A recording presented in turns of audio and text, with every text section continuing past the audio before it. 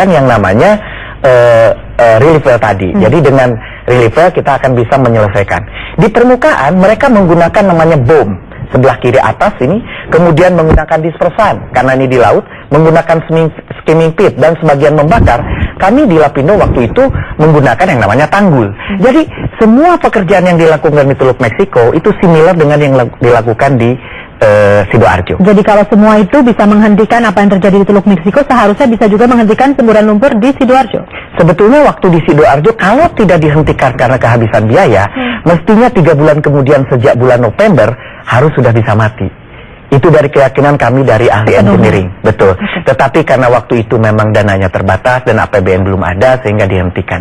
Tapi setelah itu tidak ada kabar berita sehingga kita sekarang hanya tinggal menunggu apakah kita mau menyontoh seperti yang dilakukan di Teluk Meksiko atau tidak. Begitu. Tapi yang jelas bisa begitu ya Pak Bambang, sebenarnya bisa. Menurut Anda ini tidak selesai-selesai yang di Sidoarjo karena memang masalah biaya, teknologikah, atau memang masalah will saja? Ya saya kira kemauan ya. Sebab kalau kita mau konsisten dengan mencari kejujuran, kita harus tanya penyebabnya apa sih, gitu kan? Orang bilang bencana alam, orang bilang human error, kesalahan manusia.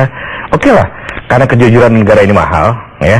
Jadi kemudian kita mundur aja lah.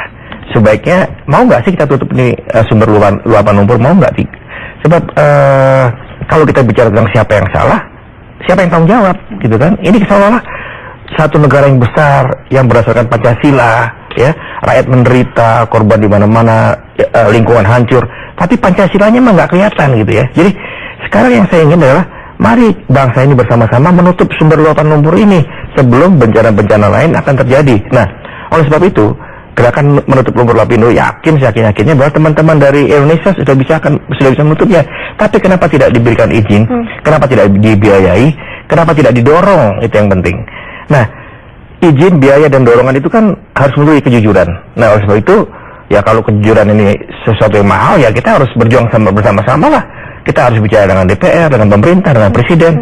Mari kita tegakkan kejujuran untuk menutup lumpur Lapindo ini. Saya kira itu yang paling penting. Menurut Anda, kemauan itu tidak ada karena apa? Justru itu, barangkali kemauan itu yang analisa rakyat sederhana mengatakan bahwa kalau sumber luapan lumpur ini bisa tertutup, itu artinya adalah kesalahan manusia terjadinya sumber luapan ini. Jadi mereka ingin mengatakan bahwa, oh ini bencana alam, 30 tahun, 100 tahun, 1 abad, jadi nggak bisa ditutup. Nah, itu saya kira. Jadi masyarakat Lapindo, masyarakat korban Lapindo mengatakan ini, Pak, mana mungkin mereka menutup, kalau ditutup berhasil, berarti itu kesalahan manusia, kesalahan mereka, Pak. Gitu. Jadi mereka tahu seperti itu. Oke, baik. Pak Rudi, waktu itu Anda katakan memang relief well ada 2 sebetulnya di Sidoarjo yang akan dibangun, tapi 20-30% sedang dibangun tiba-tiba dihentikan karena kehabisan biaya. Idikah juga yang terjadi dengan tahapan-tahapan lain seperti menggunakan snubbing unit tadi, ini sudah sempat dikerjakan belum? Snubbing unit sudah dikerjakan, memang secara teknis tidak dapat dilanjutkan. Seperti yang terjadi di Teluk Meksiko, mereka menggunakan top kill juga tidak bisa dilanjutkan. Kemudian yang kedua, side tracking juga sudah dilakukan, juga tidak bisa dilanjutkan karena situasi di dalam lubangnya sudah sangat carut-marut, seperti juga yang terjadi di Teluk Meksiko.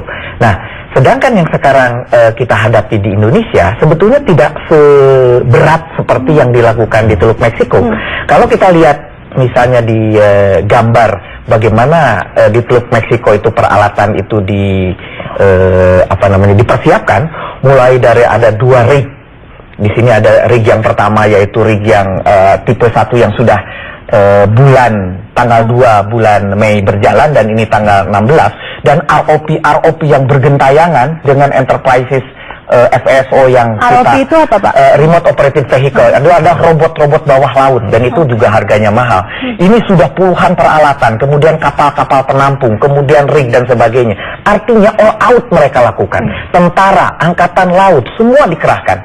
Nah, ketika kita harus melakukan kemarin di Lapindo, kita hanya memerlukan 2 buah rig, dan kemudian kita perlu memompa. Kenapa? Karena kita di permukaan, walaupun itu ada lumpur, itu sangat mudah dibanding dengan di laut yang begitu dalam, yaitu lautnya sampai 1.500 meter. Kemarin ketika kita mau mencoba nanti kalau lubang sudah ada dan kita menginjeksikan lumpur, yang lumpurnya 15.000 barrel, 22 pon per gallon, ternyata di Teluk Meksiko itu mereka menyiapkan 23.000 barrel dengan densitas kira-kira 27 pound per gallon. Artinya hitungan-hitungan yang kami siapkan, peralatan yang sudah kami siapkan, itu betul-betul similar dengan apa yang terjadi. Cuma yang jadi masalah, di Teluk Meksiko itu all out, semua orang dikerahkan. Waktu di Sidoarjo tidak. Semua orang wait and see. Semua orang menunggu. Dan pada akhirnya ketika uang itu dinyatakan habis pun tidak ada satu orang pun yang mengatakan bahwa mari kita melakukan charity bangsa. Misalnya seluruh perusahaan minyak diambillah sebagian dari dananya untuk melakukan ini agar kejadian ini dapat diselesaikan. Itu pun tidak terjadi. Jadi kemana kata gotong royong itu?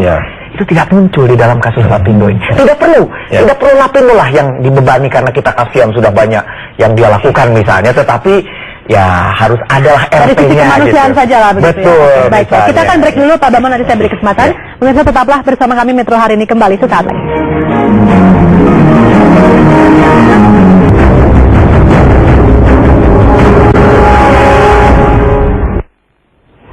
Pemirsa, Beyond Petroleum akhirnya bisa menghentikan semburan minyak di sumur bawah laut Teluk Meksiko hanya dalam waktu 3 bulan.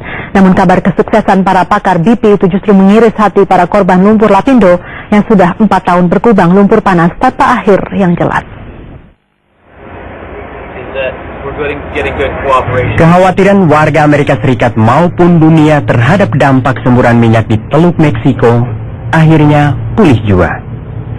Kebocoran sumber minyak bawah laut yang berlangsung sejak 20 April 2010 itu berhasil dijinakan para pakar British Petroleum hari Jumat 16 Juli 2010. Dan hasil tes selama 48 jam pertama menunjukkan beton pembalut pipa pengeboran sedalam 4 km dan katup seberat 80 ton mampu menahan tekanan minyak dari dalam sumur yang mencapai 3,3 ton per inci persegi. Meski telah sukses menghentikan kebocoran minyak dari sumur bawah laut itu, para pakar BP dan pemerintah Amerika Serikat tetap menganggapnya hanya sebagai langkah awal menuju solusi permanen, yakni menginfiltrasi pipa utama dari 2 sisi yang akan rampung bulan Agustus.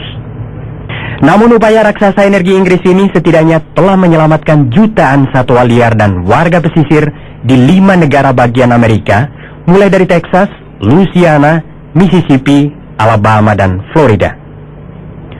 Warga Amerika Serikat tentu pantas mengelus dada karena tekanan pemerintahnya atas BP akhirnya menyelamatkan mereka dari pencemaran minyak yang mengalir 35.000 hingga 66.000 barel per hari itu. Bahkan hanya dalam waktu 3 bulan. Namun, sangat ironis bagi Indonesia yang mengalami masalah serupa sejak 4 tahun silam. Karena semburan lumpur panas Lapindo tak kunjung henti. Meskipun uang negara telah tersedot hingga 4,3 triliun rupiah untuk membantu sang pemicu bencana PT Minarak Lapindo Jaya milik Ketua Umum Golkar sekaligus Ketua Harian Sekber Koalisi Abu Rizal Bakri. Apa kabar Indonesia? Apa kabar lumpur Lapindo? Tim Liputan Metro TV. Ya, kembali kami lanjutkan perbincangan ini. Saya mau ke Pak Bambang Sulistomo dulu untuk menanggapi tadi jadi masalah tanggung